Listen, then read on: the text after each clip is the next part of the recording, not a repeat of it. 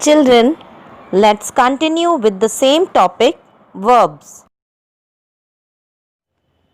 Now, kinds of verbs. First of all, there are two kinds of verb, finite verb and non-finite verb. Finite verb further can be divided into three parts: principal verb, linking verb, and auxiliary verb.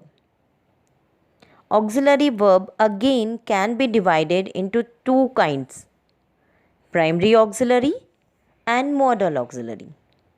Now, on the other hand, non-finite verbs can be divided into three kinds: infinitive, which is to plus verb's first form; gerund, which is verb's first form plus ing; and participle.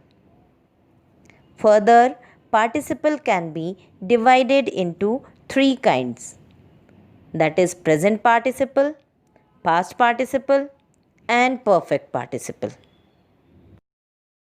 Now We'll study about finite verb and non-finite verb. First of all, finite verb. So what is finite verb? A verb that has a subject and always changes according to the tense, number, and person of the subject is called finite verb. Now see the example. He lives in New Delhi. Second one, they live in New Delhi. Now children, what is the difference between these two sentences? First is he lives. He is a singular person and therefore I have used here lives, the singular form of verb, and this is in present tense. While in the second sentence, they live in New Delhi.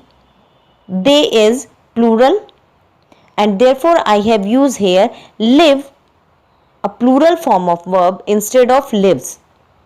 It means this live, which is verb here, is changing according to the number or person of the subject.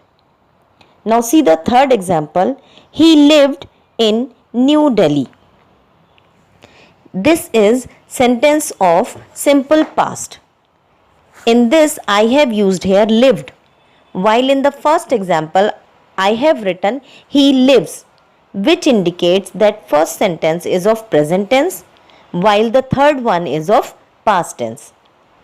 So children, we can say that finite verb is a verb that has a subject and changes according to the tense, number, and person of the subject.